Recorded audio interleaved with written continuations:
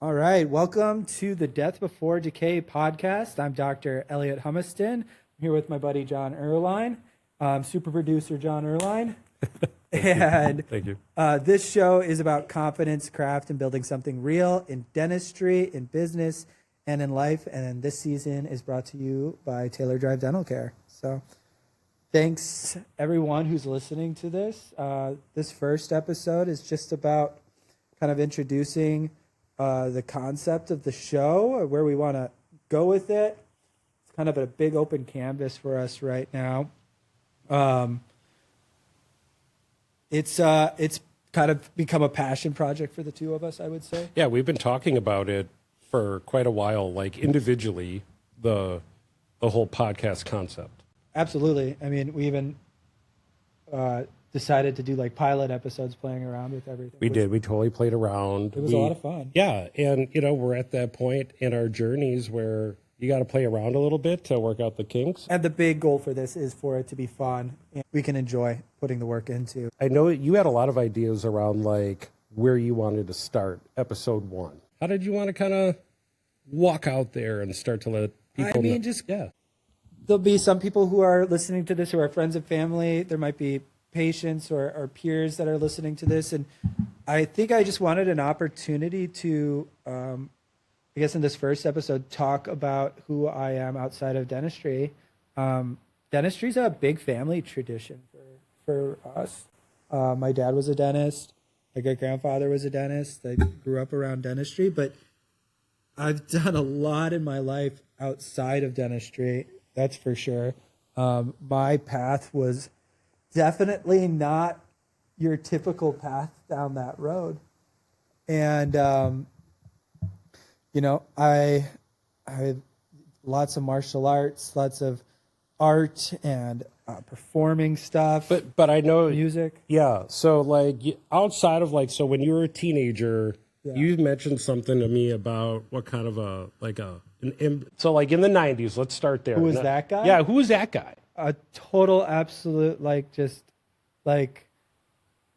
Don't be hard on yourself. Yeah, but I was a nerd. I was just a dorky kid, pretty sheltered, homeschooled at times.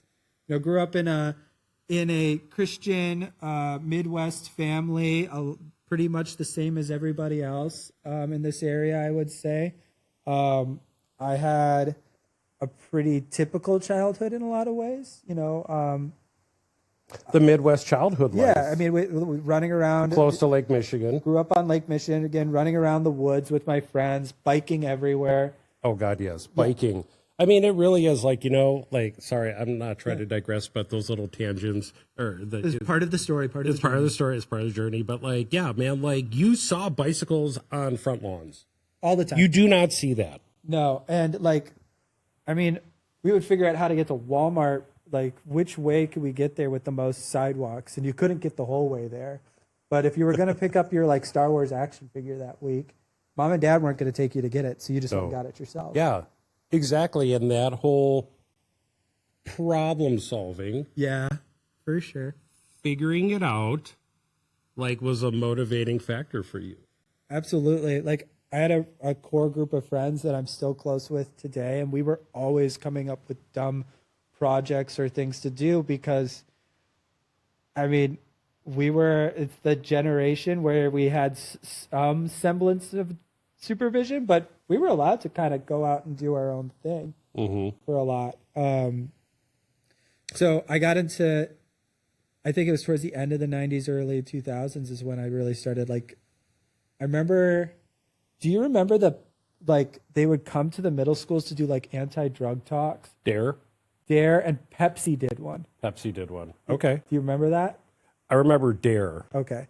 Well, Pepsi would come in and they would do this big show at Horace Mann Middle School. Okay. And I'm sitting in there. I was homeschooled the year before because I got into trouble at the other middle school the year before that. Yeah. It's badass. Yeah. And I'm sitting there and a POD and Linkin Park music video are playing there. And up until then, all I listened to in my family was oldies and the Beatles and Weird Al Yankovic. And then I heard new metal and I'm like, oh, like I think I had like a psychological change on that day. Is this very similar to like in Back to the Future when Marty McFly like busts out like that new music? I think it would be like if there was one person like impacted for the rest of their life, probably, because it's like a visceral memory. And that's when I became like really like, dude, I want to start a band. Like that's what I want to do. Like, I want to be Chester from Linkin Park. But you identified like a certain style that you gravitated towards after definitely really like only that. being exposed to older music. Yeah, like the angry white boy music really spoke to me. Okay. Did Eminem show up at all, or he was pretty angry? He was, but my parents had such a lock on like the television and stuff like that. And what Linkin Park, POD, and those other bands did that was smart is they didn't have the parental advisory sticker on their album, so I could pick it up. Got it. Yeah. So yeah, Eminem definitely I thought was cool, but it was not accessible to me. Like I couldn't even watch MTV at home. I had to like Go to your friend's house. go to my friend's house, or do you remember like Kazaa and like Napster and all of that? Oh yeah. That's how I got a hold of everything. Oh my God.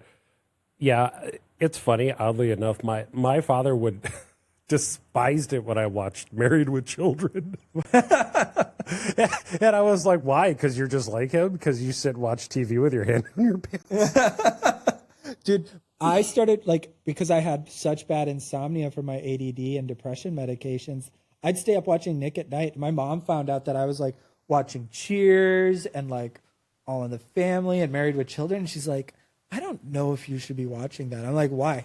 Like, no one's swearing, but like they're not showing anything grotesque. There's just some Right. like lewd jokes here and there. And trust me, I'm hearing worse at school. So that's how we were able to get MTV in the house, because they're like, "Well, he loves music, right? So now that you figured out that, like, hey, okay, I like the angry white boy music, Angry like white you boy music. said. So, like, okay, you mentioned a band. So tell me more about that. How'd that all come to be?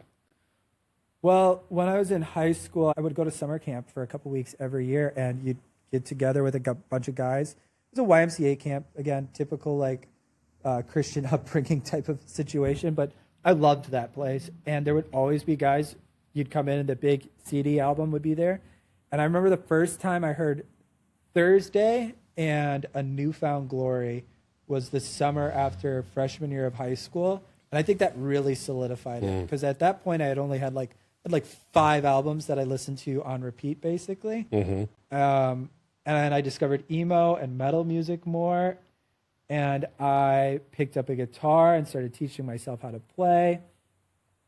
And I was always like the guy who needed a project or a group of people to work with. Like I'd been through like so many different leadership camps. I was an Eagle Scout, like putting together things and like guiding myself to an ultimate goal just came kind of naturally to me. So I just started jamming with anyone that I could, and we like put together a band, and we were awful, and we placed last at Battle of the Bands. This was senior year. I finally got it together. But the end of high school was like a really tumultuous time. Like junior year, I was ready to go to college. And then a bunch of stuff happened, like personally and like socially for me, like including getting together with a group of guys and playing music for the first time, that I really wasn't ready to go to college. But I'm the oldest kid, and that wasn't a negotiating point. Right. Yeah. I mean, that was kind of the stereotype, right? Like you went to college after high school. Yeah. It wasn't, and I would say like nowadays, like I think it's kind of encouraged to take a step back and try to think about your future. And there's better ways to do that. But, like, so you felt pressure. I did. And so Okay. I'm the oldest of 4, both parents have, high education. I had scholarships going for me, like academic scholarships to a couple of schools. There was just this, obviously have to go. So I went, hated it, got really depressed. All I did was sit in my dorm room and try to write bad music. And I ended up coming back for a spring break, and my band had like kind of, the guys from that band have created a new band, and I did like 2 songs with them at the Battle of the Bands again that year. Like, man, I really want to do this again. So I dropped out of school. My girlfriend was back here too. I was going to school out west, and we bought a crappy van. We wrote an album. It was like 7 songs. We learned a handful of covers, like I think 2 or 3, but we hated, like we really didn't like playing covers, but if we needed to fill out a set list, we would add one or 2.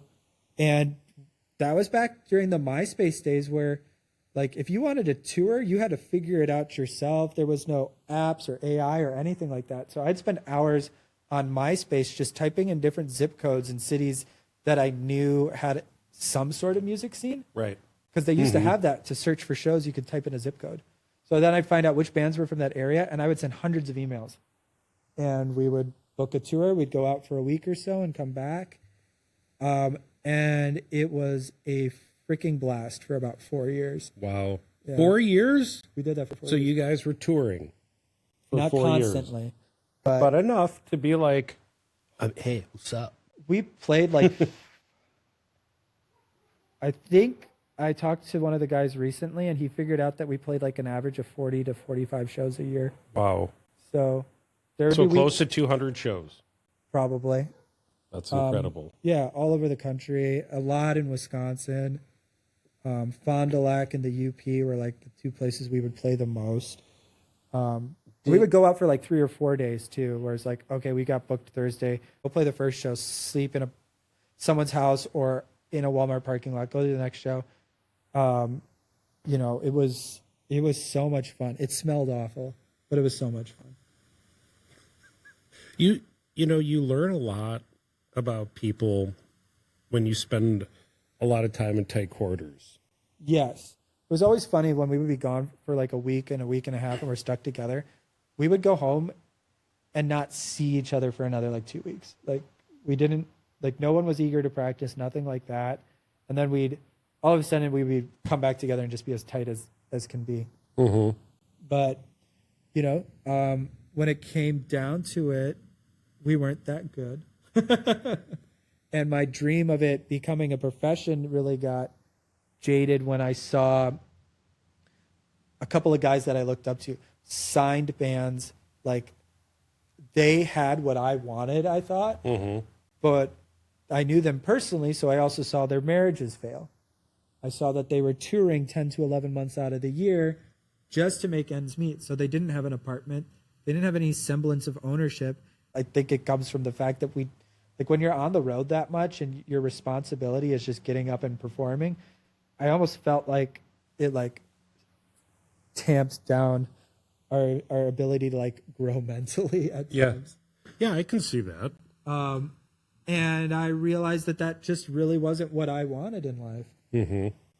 What I did want to do, and it had always been an idea and it had always been a goal, was I wanted to be a dentist. So I kind of retired from that, whatever you want to call it, because I was never making enough money to call it a job. So you matured. You went through the band thing. You did it 4 years and almost 200 shows is pretty incredible. Yeah. Okay, so touring. My one question, if you're going to move on, because I know you mentioned dentistry, but what was your biggest takeaway from the touring, like that you still use today? You cannot plan for every little aspect of what's going to happen. You cannot cover, as much as I overthink things, I cannot plan out every detail of. Everybody has their strengths and weaknesses, and I cannot force someone to have the same ideals and motivations that I do. And that's okay. It's totally fine because everyone has different strengths. And I think that was like something that I needed, because I've even seen it now in my profession. Like my colleagues or people that I've had work for me in the past get really frustrated when they can't just make someone do it the way they want it done. And they can't like force someone to have the same like objective, like why do they think like that? Like, well, that's just how that person thinks. Now we have to find out a way to like meet them on their level. Yep. Agreed. So, yeah, I think just like learning when it comes down to it, like doing music, I learned how to like cover my butt to make sure that we got paid. And I learned how to work with a ton of different types of people and not have the same, and also find the types of people that I liked to work with. Mm-hmm. Yes. That's a That's real a skill I'm developing. that is a very, so I learned that, like, even as a business owner and someone who manages, what do you have, 20 plus employees? We got about, somewhere around that. So, like, making sure that those individuals are a good fit, in addition to having the skills that you need, is very important. Because, like, you can have the skills, but, like, man, you could suck. Yeah. Like, so back to your band, right? Like, dude. One other, I think one thing that I probably become toxic myself too. Yes. I think that learning that came after dentistry It's a journey. or after touring. It's a journey. It is a journey. Okay, so, and I kind of stopped you there, but you were going to kind of say how, okay, the band thing stopped, but still a lot of love for music. For but sure. Then you had a pivot point. Yeah, I mean, I got married like pretty young. Girlfriend I'd been dating for many years. We're actually having a baby soon. We've been together for almost 20 years now. And I am so excited for you. Thanks, man. Yeah. Because now you're going to start to understand a lot of other things on a different level. and I have questions. So you were like, well, typical Midwest, family expectation to go to college, got a love for music. Now that you're going to have a child of your own, what would you say to them? I mean, to me, like, every person is so different. Like, my mom always goes back to, we'll talk about our upbringing. And my siblings will be like, oh, we had it so too.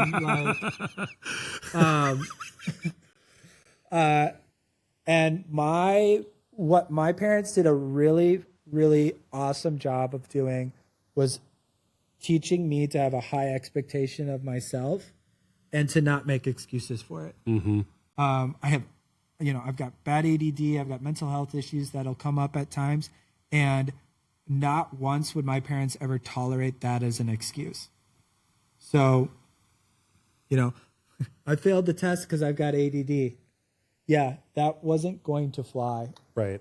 And I think that's something that I want to carry on for my kid, is just this like high expectation of like, hey, it's going to be a hard thing to accomplish it, and you're going to fail at times, but it's about getting back up and pushing yourself forward and learning from it. Mm-hmm. And maybe not. I don't want to be like, be a sore loser, but also don't be comfortable with failing. Be comfortable with learning from failure. Mm-hmm. Agreed. You should still have an emotional response when things don't go, when you don't win a martial arts tournament, or like you worked really hard for something and it didn't work out. But what did you get from it is that like moment afterwards. Like, I always felt like it's good for someone to have an emotional response. Emotional response is done. Yeah, I think people really need to embrace failure in different ways, because, like, those feelings of like when you're uncomfortable and you go into a situation and you're like, oh my God, I think I'm going to fail. That's when you're growing. Yeah, for right? sure. And like, I think a lot of folks get like turned off by that because they don't want to fail, and they start to catastrophize like in their head, like, Right. oh, my pants down if I go, like. Right. And, Yeah. I think that ties into like how I got into dental school too, because if my parents had taught me, that it's okay to just like move on. And, it's not like they put a ton of pressure on me. My dad, even it's weird, I wanted to become a dentist. He's like, are you sure? But, I was a college dropout. I did not realize how much that would impact my ability to get into dental school, because the way that admissions work is if you're a dropout, it counts as like a full year of Fs on your report card. Wow. And so they recalculate your GPA with that. So I'm like, I graduate with a A minus average with a bachelor's degree in chemistry and biochemistry, and they won't even look at me. Wow. And I was denied 2 years getting into dental school, but I knew it was what I wanted. I knew that I was on the path to making it happen, and I knew I had to pivot. So by the time the third time came up, I was in grad school. I'm like, what am I going to do if I don't get in? First batch of acceptances don't come in for good for me. I didn't get any in that first couple of weeks. And I'm already starting to pivot my plan on how do I still make it happen. Right. So like just kind of like latching on to that, I think was just really like, I think it's a thing that I like grew up and I learned from just that grit of, you know, I see skateboarders do it a lot. Like, have you ever watched the guys on a skate park and they're falling over and over and over and over? Oh, yeah. And they're getting up again and doing it over and over and over. That's the mentality that I'm talking about. Yep. I like that. Yeah. Yeah. I like that. I mean, and that's, I think, the attractive part about failing. Yeah. Marquette's interview for the third time. And it's going, I don't even know what you want me to say, but I obviously want to be here because this is my third time interviewing with you. And for years, I had thought, I'm going to go to Marquette Dental School. I thought I'd go where my dad and great-grandfather had gone, Iowa, but they were the first people to deny me every year. So third time comes around, and I'm about to turn 27. Most of the incoming class is going to be between 21 and 23. So I'm already a little older. My experience in life is way different. And I'm like, screw it. I'm going to, rather than apply to a narrow band of schools, which is what they traditionally tell you to do, I'm going to find out every single school who claims to have a holistic approach to acceptance.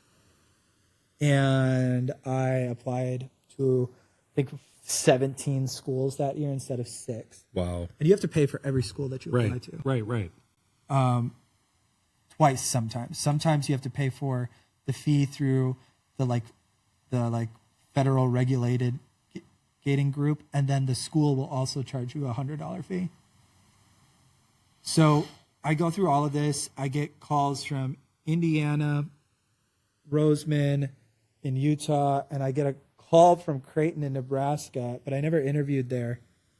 Anyway, I remember just studying for a neuro exam for my master's, and just seeing, it was like February, just seeing the pop-up from Indiana University that I had gotten in, and just that feeling of relief, like I made it over the hump, we're there, I'm gonna be good. Yeah. Was like, it's that I think it's that zhuzh, that feeling that I'm constantly going for in life.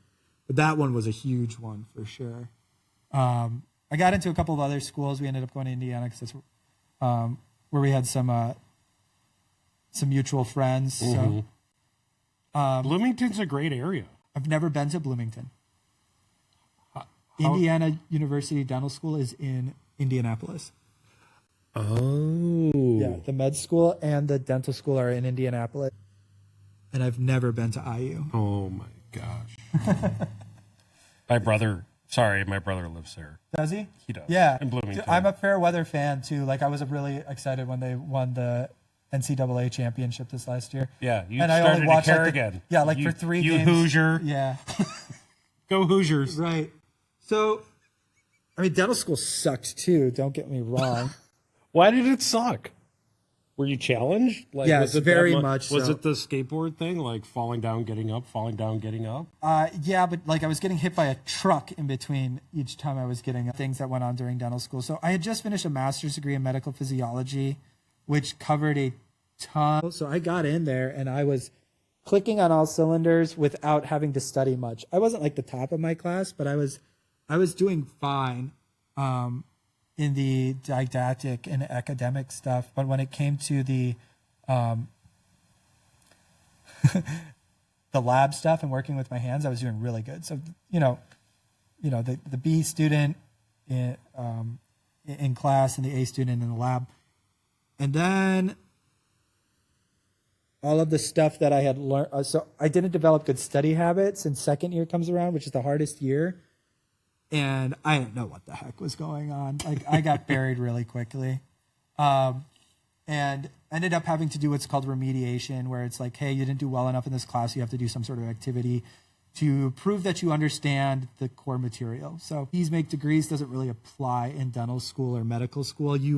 Even if you score a C or a C minus, you still have to prove that you understand the material and that the test didn't. You can't handle the test wasn't able to reflect that. Got it. Okay. But it's looked at as a bad thing by administration, and a lot of the teachers look at it as part of the process. So I'd have a teacher who's like, hey, I want you to remediate this part of it. And we would either have a one-on-one conversation where we would talk about the concepts. And if he felt that I understood it enough, he would move me on, or I'd have to do like a research paper. So I had to do that a few times. Being a person who likes to challenge authority, probably when I shouldn't, was part of a student group that was really trying to improve the quality of life for dental students, to the point that I ran my mouth towards administration probably a few too many times. Well, I would call that passion. It was very passionate. Our class president called me the pit bull. Dr. Pitbull. Yeah, what it came down to is I told a certain administrator that he was more concerned about his own resume than he was the students, and he tried to have me dismissed that year. Yikes. Yeah. Didn't go anywhere. But that was probably like the most stressful time. I got through that, and then COVID hit. So we got kicked out of the clinic, and I had to come back, and just feeling behind. Like, how am I going to be a good... Hold on, you came back. Came back from COVID. So they sent us home for 3 weeks, or said 3 weeks. It was 3 months. And they said they had everything planned out for the students to succeed, and they didn't know what they were doing. They had focused on the first and second year students instead of the fourth year students. I remember being really confused about that because they told us specifically that we're concentrating on you guys graduating. The first and second year students, we have 4 years to catch up with. Well, that didn't translate. So it was backwards. It was completely backwards by the time we got there. Got it. And so I was like, okay, the rules don't apply because they're not even following what they're saying.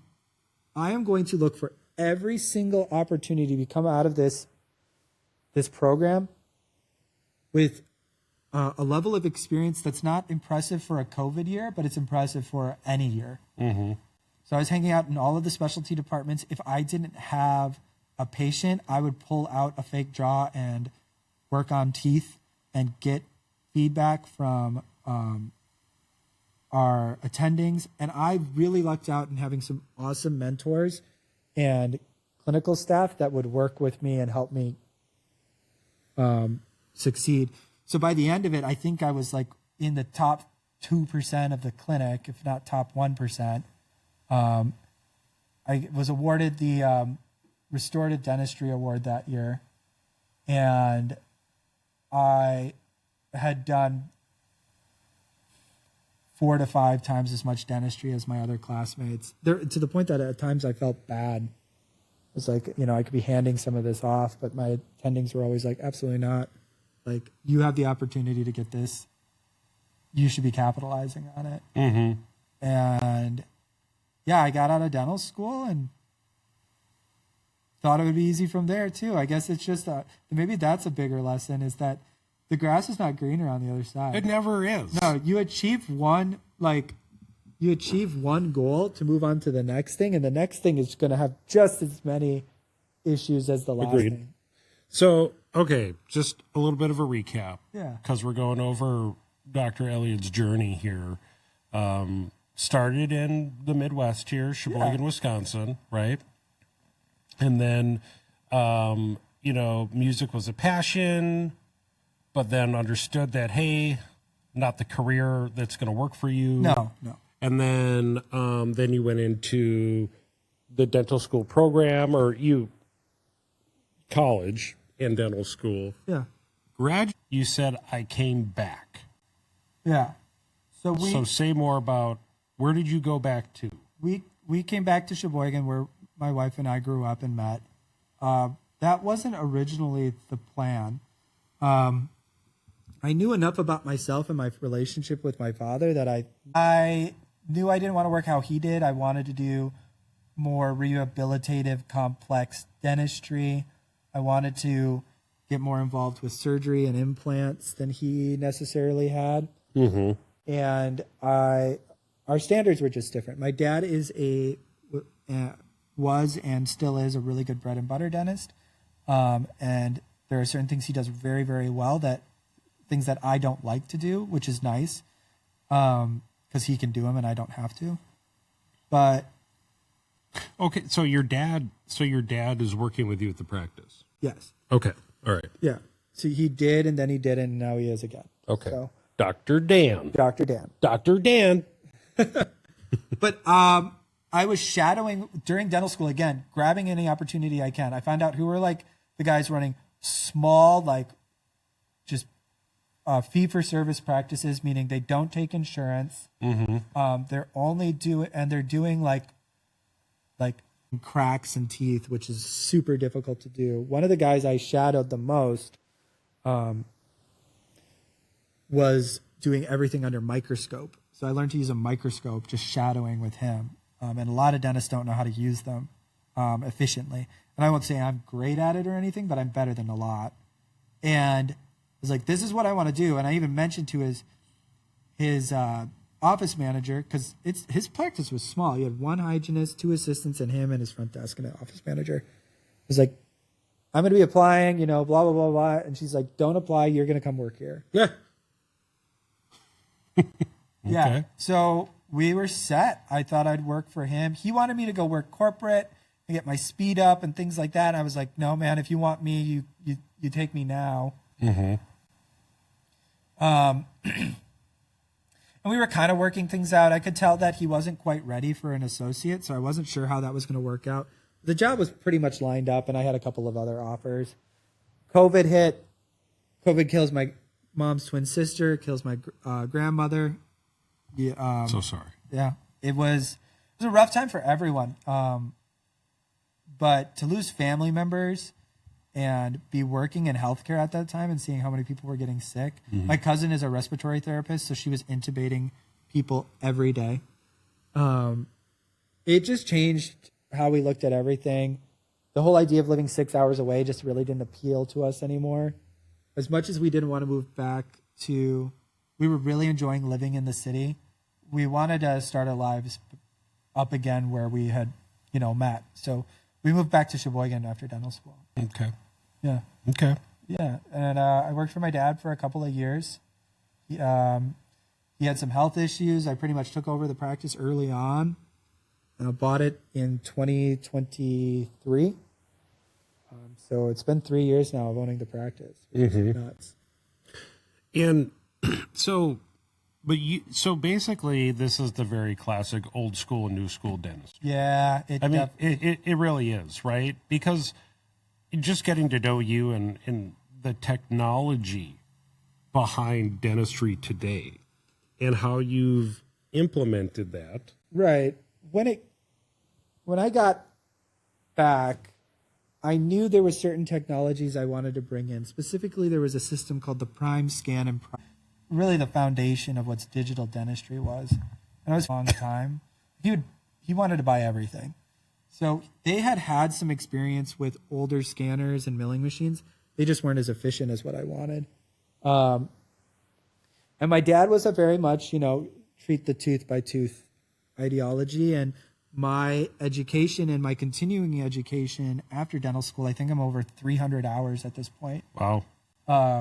Was all about treating the whole mouth, and then which turned into how does the mouth affect the system of the body when it comes to airway, GI issues, everything.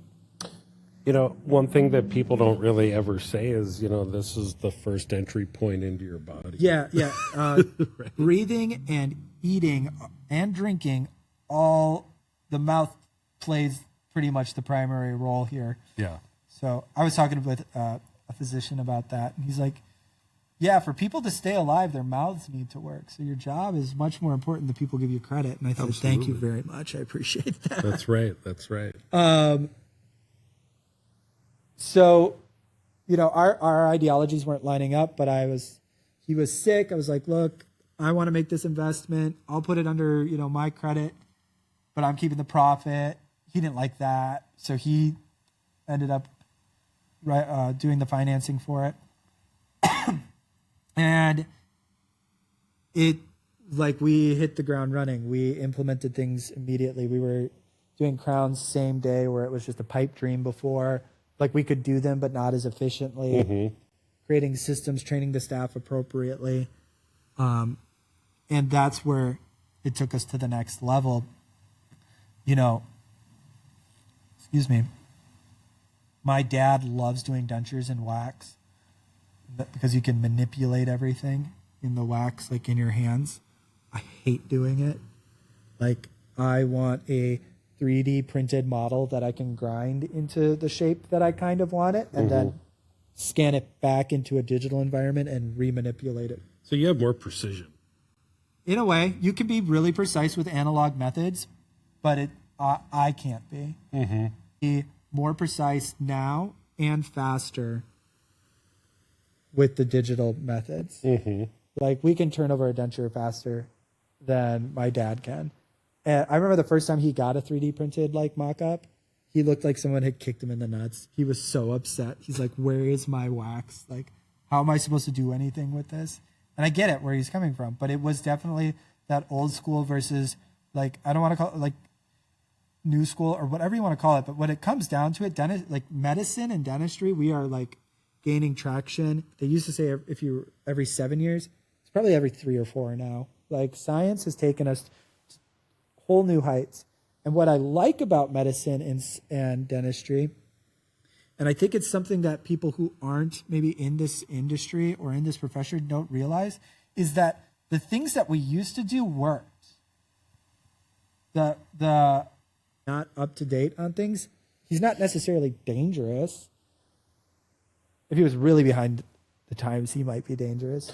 Well, but it's the service, right, and the comfort that I know you have can do it focused better. on. Yeah, right. If there was a better way of doing it, right? Right. There's a constant, like my dad is always like, why are you so, like, I remember when I brought water picks in studies, because one study is not proof. You need hundreds of studies to prove something. And we can show that a water flosser being used in the correct method can be as effective as flossing. Like, blew his mind, and he had a hard time wrapping his head around that for a while. So it's just things like that. Like, after I took over the practice, I was like, okay, here's now our standard. And my dad was like, well, no, I'm going to work how I've always worked. I'm like, no, you're working for me. This is what we need to do. Because every father wants to have that conversation. Yeah. No, I'm sorry. You now work for me. Yes. Turns out he didn't like that. It wasn't out of any animosity. Like, it was a conversation that went back and forth. And my dad went and did some awesome charity work for a year or two after that. Like, helped out a lot of dentists who needed time off and things like that. And then last summer, he was just tired of traveling so much. And, you know, we were going through a transition period at the practice. I was like, you can come work at the office 1 day a week, but you got to do things our way. Like, you know, we can make some accommodations so that you're comfortable in how we do them. But, like, you know, we're not going to be packing metal fillings. You know? Right. Yeah. So because, you know, it's your practice now, right? And you're practicing dentistry the way that you want to, and, you know, you've earned the right to not be told what to practice, how to practice, and what to do. Right. Just by the amount of debt I'm in from all of this, I have the right to say how I'm going to do it. Exactly. Yeah. Exactly. Okay, so 3 years in that you've been there now. I've been there for 5. Well, owned it. Sorry, owned it. For 3. Owned for 3. So as a business, so my first curiosities go to, I want to go back to like that whole skateboard thing that you talked about, that falling down, getting up, falling down, getting up. So like, as, you know, other aspiring dentists, what in the first 3 years of ownership, what would you tell? I think being like right away, you need to be ready that you're going to screw up because it's going to happen. Fail fast. Yeah, just get yourself and figure out what sets you apart as a human being, as an individual, and is that cohesive with the type of dentist you're trying to be. Now, if you're trying to be, and if you're trying to be the guy who, I want to be the guy who goes on like motorcycle rides and I travel a lot and I go to my job and I really enjoy it, but then I go home and I have a completely separate life from that. Okay, as long as you enjoy bread and butter dentistry, you're going to be awesome at that because you're not going to have to deal with the calls on the weekends as often. You're not going to have to deal with the complexity. There's a ton of people who need that, and that's totally great.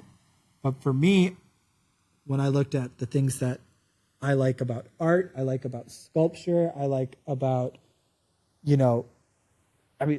I loved working with 3D printers before I got out of dental school. I had built several, and now I have 3 in my office. So it's like my hobbies got absorbed into what I do for a living, and it's awesome. Mm-hmm. But that meant that the brand of the business really had to reflect who I am as a person too. I want to please people, and I want people to feel comfortable, and I want people to feel confident in the dentistry that they're getting. And I'm also comfortable with myself and realizing I don't need to be the dentist for every person. Mm-hmm. And maybe that's something that I would say to every practice owner, like first getting in. You do not need to be the dentist for every single patient. It is okay to just step away and say, hey, I'm not the right guy for you. I'm not what you're looking for. You don't need to compromise who you are for any of your patients. Now, you need to give them grace. Like it's still our obligation and our duty to help people. But if somebody is making your life miserable by coming in and you have done enough and you're the person who has to decide what enough is to accommodate and try to appease that person, and it's still not working, it's okay to be like, look, you can go find somewhere else to go. And so knowing who you are and not having to say yes to everything. Right. And knowing that it's okay to just, like you said, it's okay to say no. Yeah. Be confident in who you are too. Like I feel that. Confidence is like huge, and it comes from so many different things. I feel that. I've had to do that where, you have to find a nice way to walk away because you, like you said, you want to do it with grace. You don't want to burn any bridges, but I think that does show the maturity and only evolving as a leader, as a business owner. Yeah, I'm not either. I think it's the ADD, maybe. I don't know. Or it's just the mentality that I grew up with. I was thinking about this the other day. Like, if I don't, have something to work towards, I get bored. Because, sitting down and watching TV is not my idea of a good time. I know. I mean, it was like a big discussion with my wife, Des. It's like, why are you doing this podcast? Why are you doing more work? You're trying to take time off of work. And I'm like, this isn't work to me. This is something that I get to do with my buddy Jon. We've created a goal in mind, and if it's still fun at the end when we achieve that goal, we're going to keep going. Mm-hmm. Why do or the question will come up, why are you traveling for CE so much? I'm like, I want to be better. I want my next case to be better than the one I had previously. That's great. I feel that I'm never satisfied. You always want to keep things fresh, or we're very similar in okay, I did that once. I know I now need to do it 100 more times. I'm willing to do that 100 more times, but I'm already thinking about the other thing that I want to do next 100 times. Yeah, and I think I've talked to you about the idea of having a toolbox that I work with. I don't know if I could ever focus on one procedure to be considered the guy for that procedure. Mm-hmm. Veneer preps. in my opinion, I'm pretty darn good at them with that skill. But I'm no Dr. Appa, who's a big Instagram influencer. Big. Yeah, like Big. he's the celebrity smile guy. I mean, what he can do, I don't know if I'll ever get to that level. But I'm really good. But at the same time, he doesn't do implants. He doesn't do Invisalign. He doesn't do any of the other stuff. He has one skill, and he'll talk about this, that he's really, really good at, and he focuses on that. That doesn't work for me. I want to be the guy who's like pulling out the different tools, the different skills that I have to create an amazing outcome with everything. Right. And that's where you are on your dentistry journey right now. Yeah. And you know what? I'm sure if you were to sit down with Appa, he might be like, I was there too.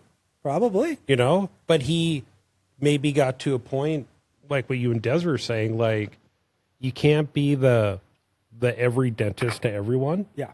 And I think, like, what you've learned too, to say, hey, maybe I'm not the right dentist for you right now.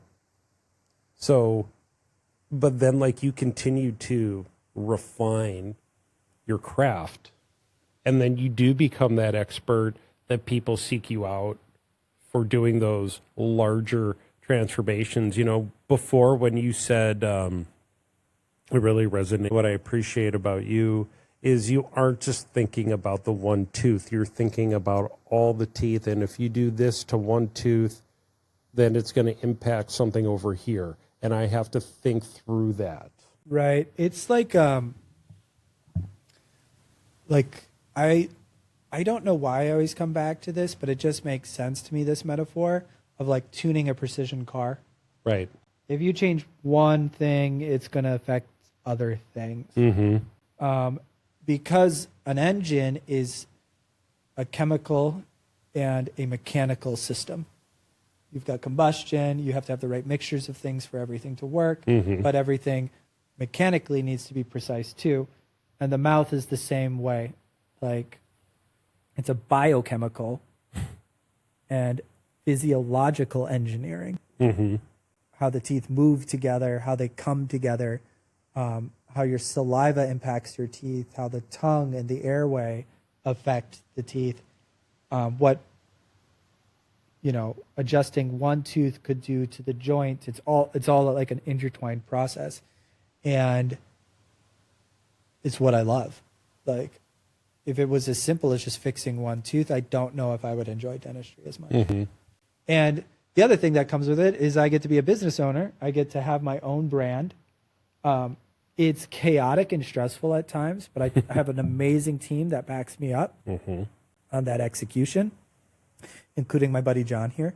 And we've created something, I think, really cool for this community that I don't know if we had before. And if I leave a small mark on the community that I grew up in, I find that really satisfying in creating a place where people who have, you know, are in network. We're not in network with a lot of, with every dental insurance company, but we're in network with the big ones. And we provide like high tier fee for service dentistry, the same to the people on insurance as we do to the people off of insurance. And I don't know if the community had that. They may have. I don't know how every office's business management worked, but I think that's what I was looking for when I decided to come back to this community of like, hey, I'm going to create a practice. And I'd say you're doing it. Thanks. Yeah. Appreciate it. Like, I could go set up in Milwaukee or Chicago, and I would be like half of the practices in those areas. And that's okay. But I wanted to do it in my community. You know, Well, I live 8 minutes from my practice. I live in the neighborhood that I was like causing havoc in as a child. but I mean, like, you need to, you know, I think you just need to accept that Sheboygan County needs a forward-thinking, modern-day dentist like yourself, so that the people can get the efficient service, the same-day crowns, you know, like the using the technologies for precision, like the 3D scanner, you know, like to make the molds. Like, That technology is really cool. And I think I'm seeing it get embraced more too, like when I had the opportunity, seeing it more too. And I don't know if, I'm not going to say I had any impact on them doing that, but like it's cool to be ahead of the curve slightly. Absolutely. And I would say you're probably not giving yourself enough credit. You definitely inspired other people because, you know, I know you competition mentality with other local dentists, and like you guys talk, and you know, you'll talk shop or you talk personally, but like, you know, a testimonial from someone that's trusted is only going to help. Right. So like if you have another dentist in town and they were like, hey man, I want to get into this. Like you'd be like, how are you not? Yeah. I mean, I get it a lot from like my classmates, I think. And it's interesting learning from them too, because so many of my classmates are business owners, are practice owners. So a lot of the softwares and things that they're working with that I haven't had a chance to dip my systems yet because I've just been so busy developing my brand, my business, and where I want to go with things.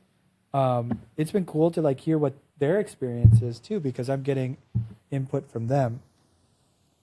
But yeah, I mean, I think we've kind of introduced that this podcast is and who I am, like what you know. There's a lot more to uncover, but I think, you know, understanding your journey is cool. Yeah, Everyone's got a story. When it comes down to it, I think the reason, like, we're going to have some guests on over the next couple of weeks if you stick around with us. Some local business owners, some friends of mine, just talking about, like, the confidence that we can bring to people, whether that's through an amazing dish of food, fashion, but I mean, for me, why this podcast exists is it's an opportunity and an outlet to be creative and and present ideas to people and hopefully entertain people, because I do like to entertain. I really miss that from music, is getting on stage. And early on, I had a bunch of opportunities to speak at different dental events, and that's slowed down a little bit. I think that comes in ebbs and flows, but this is my opportunity to do that in a different media format and in a different way. And maybe, just maybe, this becomes something bigger, and that where I can have the opportunity to, you know, mentor some people and go from there. That would be fantastic. And like you, I feel very similarly. You know, that's and it's cool to want to create a platform or a safe space, you know, to do things a little bit differently like this, right? Like whoever would have thought, right? Right. A marketing dude and a dentist would sit here and start talking about stuff. I think that also ties into why this podcast exists, because you and I, when we first started developing my brand, and I think we'll dive deeper into that into another episode here. On how did you and I meet? And should we? Is it Go okay for if it. I tell it? Okay. Yeah. Yeah. Well, I mean, just full disclosure, our clothes were on. Yes, they were. Yeah. And no alcohol involved. This I don't is drink. purely organic. Yes. Okay, go ahead. Yeah. Okay. Go ahead. All right. Patient was in. She was like, "Your headshot outside is all right." I was on like a sign somewhere, but it doesn't look like you. You need to go get your headshot retaken with my buddy Jon and I. And I'm like, I had my nose still. Yeah, I remember being like, "Whoa, what's going on here?" Because I think I even said right away, I was like, I want to talk about branding. There was brand. Yeah, it was beyond the headshot for sure. You kind of gave me a download of like who you were, and I was like, oh, okay, I know Dr. Dan, so now I know his son. Okay, Yeah. cool. So then I met Dr. Elliott. I did some headshots with you. Get some headshots done, but then it turned into a much more larger conversation through time, and then realizing that the brand was a little inconsistent, right? For sure. And you were going through a transition. I was becoming a practice owner that wasn't happy with the branding that I had worked on with other groups. And there's a lot of really great dental marketing groups out there that you can work with that will, new owners, you should work with a group that knows what they're doing, but you don't have to stay with them forever either. And what I was realizing was I had gotten what I needed from those groups, but it wasn't reflective of me. I wasn't happy with how my practice at the time was being reflected. Whether that was, inconsistencies with marketing, staff, that type of thing. It just wasn't me. And I wanted it to be me. And so you and I sat down, and one thing I just talked about, like what I would do to change someone's confidence, and you kept relating it back to headshots. Yes. We do the same thing. Yeah. We do the same thing, just differently. We both have a client or patient. Our goal is the same. Yeah, our goal is the same, that we want the client or patient to, most importantly, feel comfortable. Right? Like, we want to have a space that's, not overstimulating, and being able to meet them where they are. Because for dentistry, a lot of times people are showing up because there's either maintenance that needs to be done or there's a problem to solve. Right. And they expect to, and then they have an expectation in their head that isn't maybe necessarily true. Correct. Right. Yeah. There's a lot of the, people get worried or they catastrophize, and, they create things in their head that just aren't real. And they, so anyways, what we do is through small transformation or, professional headshot photography, is that people leave, feeling more confident, or they're happier than they walked in. Hopefully they left with all the teeth in their mouth that they walked in. Always happen, unfortunately. And I'm one of those people that I walked out of Dr. Elliott's office with less teeth than when I walked in. But it's fun. Clear here. Yeah.